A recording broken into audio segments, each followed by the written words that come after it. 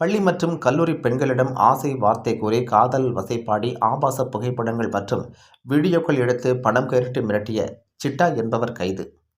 கள்ளக்குறிச்சி மாவட்டம் சங்கராபுரம் அருகே உள்ள ஆரூர் கிராமத்தைச் சேர்ந்த அண்ணாமலை மகன் அருண் பிரசாத் என்கின்ற சிட்டா.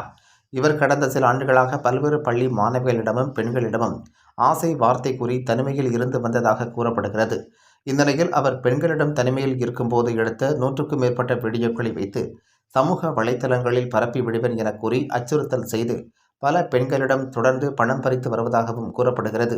மேலும் அதே பகுதியைச் சேர்ந்த ஒரு பள்ளி மாணவியிடம் பணம் கேட்டு மிரட்டியதாகவும் அவரது உறவினர்கள் சங்கராபுரம் காவல்துறையினருக்கு தகவல் தெரிவிக்கப்பட்டதாகவும் காவல்துறையினர் அருண் பிரசாத்தின் செல்போனை பறிமுதல் செய்ததாகவும் கூறப்படுகிறது.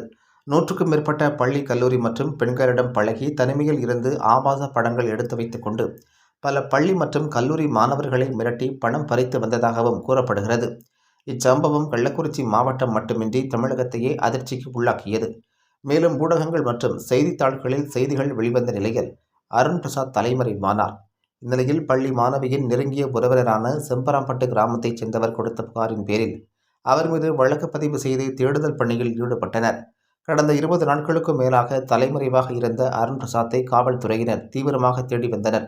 20 நாட்களாக தேடி வந்து கிடைக்காத நிலையில் அனைத்திந்திய ஜனநாயக மாதர் சங்கம் சார்பில் கள்ளக்குறிச்சி மாவட்ட காவல் கண்காணிப்பாளர் அவர்களிடம் குற்றவாளி அருண் பிரசாத்தை கைது செய்ய கோரி கோரிக்கை வைத்திருந்த நிலையில் சங்கராபுரம் காவல்துறையினர் இரவோடு இரவாக தேடுதல் பணியில் ஈடுபட்ட போது தெலுங்கானா மாநிலத்தில் அவருடைய நண்பர் வேலை செய்யும் இடத்தில் பதுங்கி இருந்ததாகவும் அவர் அங்கேயே கைது செய்து சங்கராபுரம் ஒருங்கிணைந்த நீதிமன்றத்தில் ஆஜர்படுத்தப்பட்டு கடலூர் மத்திய சிறையில் அவர் அடைக்கப்பட்டார்.